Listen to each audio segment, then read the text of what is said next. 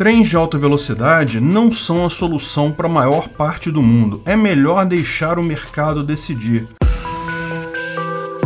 Esse é o Visão Libertária, sua fonte de informações descentralizadas e distribuídas. Recentemente, um tribunal italiano livrou o governo brasileiro de pagar um papagaio de 2 bilhões de reais a uma empresa italiana envolvida com a construção do trem-bala da Dilma. A empresa havia sido contratada para fazer o projeto preliminar e os primeiros levantamentos do trem-bala brasileiro entre Rio e São Paulo, que deveria ter ficado pronto em 2020. O custo desse estudo seria pago pela empresa que ganhasse a licitação para construir e operar o trem-bala. Só que nenhuma empresa se interessou por um motivo muito simples: o projeto sempre foi economicamente inviável. O trem-bala ligaria Rio de Janeiro e São Paulo, também chegaria a Campinas e, embora tenha ficado conhecido como uma obra da Dilma, de fato seu início foi no governo Lula. A ideia de criar um trem-bala ou um trem de alta velocidade entre Rio e São Paulo não é nova. São as duas maiores cidades brasileiras e a ponte aérea entre elas é extremamente movimentada. Um trem que fizesse tal trajeto em um tempo comparável com um avião teria um enorme público cliente potencial. Então, em 2004, Lula encarregou Guido Mantega, seu ministro de Planejamento então, de iniciar a preparação do projeto. O projeto da ligação evoluiu entre os anos, mas consistia de uma linha férrea de alta velocidade que sairia do centro do Rio de Janeiro e iria até o aeroporto do Galeão, daí sairia para Volta Redonda, Resende, Aparecida, São José dos Campos, aeroporto de Guarulhos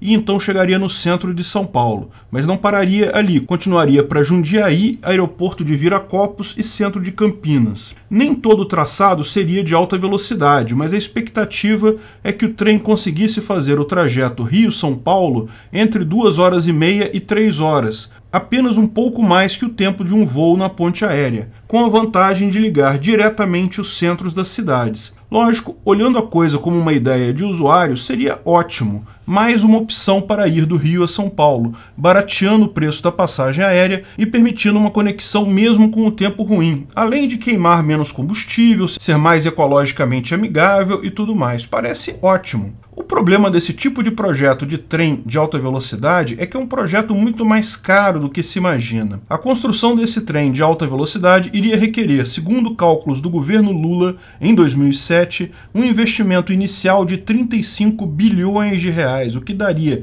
em valores atualizados, 110 bilhões de reais hoje, no início de 2022. Por que tais projetos são caros assim? Bem, por uma série de dificuldades de engenharia. Primeiro, a compra do terreno no traçado. Onde o trem vai passar, é preciso adquirir uma faixa de terra não apenas suficiente para o trem, mas também para questões de segurança. Lembre-se, todos os cruzamentos com qualquer rua ou estrada precisam ser via viadutos. Não há cruzamentos de nível num trem de alta velocidade. Tem que haver uma cerca de proteção em todo o trajeto para evitar que gado ou pessoas acabem cruzando a linha. Um trem de alta velocidade não pode passar em lugar apertado. Boa parte do trajeto poderia ser feito em áreas rurais, tanto no Rio quanto em São Paulo, mas mesmo a terra rural aqui no Sudeste tem um valor alto. Mas o grosso do custo mesmo de desapropriação seriam os trechos dentro das cidades, onde seriam necessárias várias obras complexas,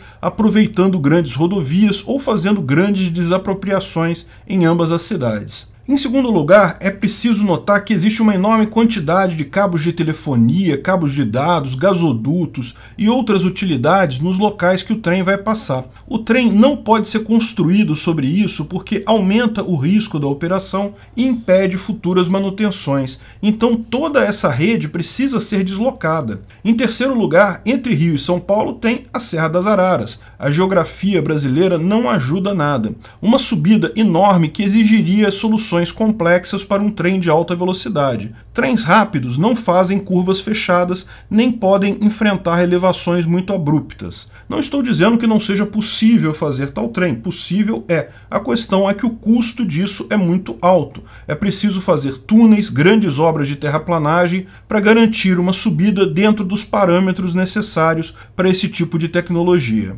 O primeiro leilão da concessão aconteceu ainda no governo Lula, em 2010, só que nenhum nenhuma empresa se aventurou. Muitas incertezas sobre projetos faziam com que, mesmo esse valor esperado de 35 bilhões, fosse considerado muito baixo. Não é incomum linhas desse tipo terminarem custando 2 ou 3 vezes mais que a estimativa inicial. Além disso, a crise de 2008 trouxe grande receio de novos investimentos. Para tentar um segundo leilão, Dilma contratou a empresa italiana citada para detalhar um pouco mais o projeto, definindo melhor quais seriam os traçados e soluções e assim diminuindo o risco de quem entrava no leilão. O novo leilão aconteceu em 2012 e também não teve interessados. O projeto morreu ali, ninguém nunca mais teve coragem de tocar nisso. Isso depois do governo já ter gasto uma fortuna com essas preparações e estudos iniciais, bem como ter criado uma estatal do zero só para isso, com 650 funcionários, que até hoje gera um custo de 600 milhões ao ano ao governo. Lógico, essa tragédia de desperdício de dinheiro só é tragédia mesmo para você, contribuinte, para a empresa italiana que levou o calote. Para o governo Lula e Dilma, significou um monte de dinheiro circulando em contratações e planejamentos e licitações. Pode ter certeza, um monte de propinas foram pagas aí até chegarmos onde estamos, na estaca zero. Bilhões foram investidos nessa brincadeira e sequer existe a possibilidade de se retomar essa obra algum dia. Por mais incrível que isso possa parecer, este não é o pior caso de desperdício com trens-bala. A Califórnia, nos Estados Unidos, planeja desde o início dos anos 2000 um trem-bala entre São Francisco e Los Angeles. A distância é um pouco maior que a distância entre Rio e São Paulo, mas igualmente são cidades com uma ponte aérea extremamente ocupada. Principalmente, os Estados Unidos é um país muito mais rico que o Brasil, com muito mais empresas capacitadas a investir nesse tipo de projeto. O projeto original por lá foi orçado em 33 bilhões de dólares, já em valores atualizados, quando foi aprovado pelo governador Arnold Schwarzenegger em 2004. Dessa forma, de fato, uma empresa chegou a ganhar a licitação e começou a construção da linha, segundo um pré-projeto elaborado por empregados do governo da Califórnia. A licitação foi feita por fases, e a primeira fase seria a mais simples, o trecho entre Bakersfield e Merced, toda no interior do estado. A empresa ganhadora da licitação recebeu 4 bilhões de dólares por esse trecho, já em valores corrigidos. Porém, à medida que começou a construção, a empresa percebeu um sem número de falhas no projeto inicial.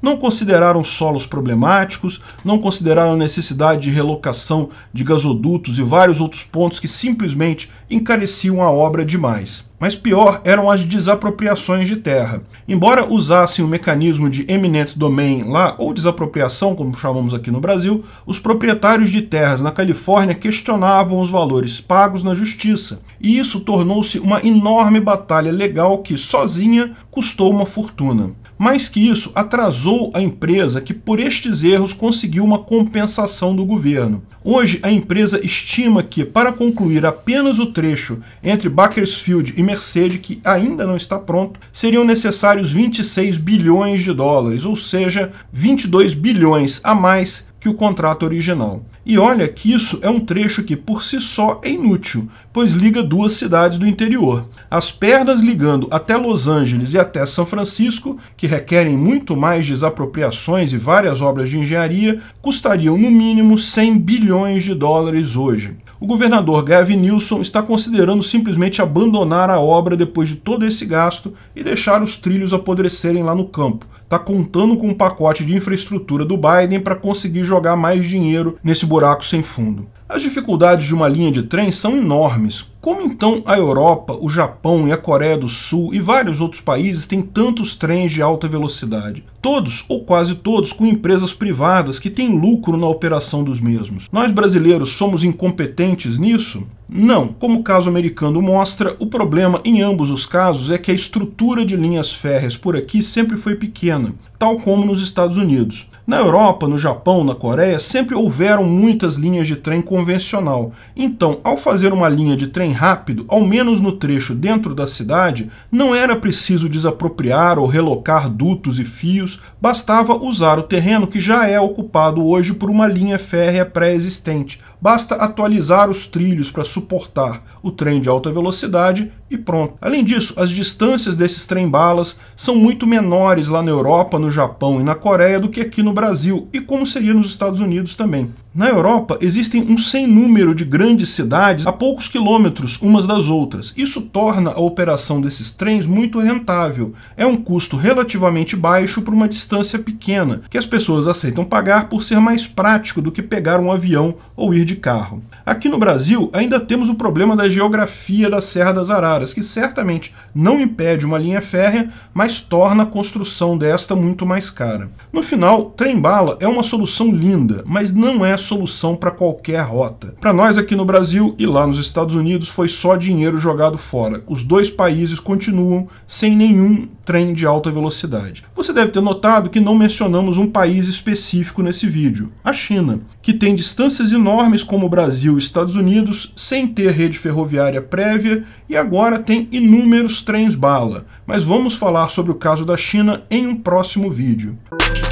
Obrigado pela audiência. Esse vídeo foi um oferecimento de armataweb.com, cloud e serviços de data center, 100% de compromisso com a satisfação e privacidade dos clientes. Aceitamos Bitcoin. Veja o link na descrição do vídeo. Se você gostou desse vídeo, clique no like e compartilhe ele em suas redes sociais. Se inscreva no canal para nos ajudar, clicando no botão vermelho abaixo. Se quiser ser avisado de novos vídeos, clique no sininho ao lado. Se você quiser comprar camisas e outros itens do Visão Libertária, veja nossos itens no site Pimenta no Café, pimentanocafé.com.br/Visão Libertária, tudo junto sem acento, ou clique no link da descrição. Até a próxima!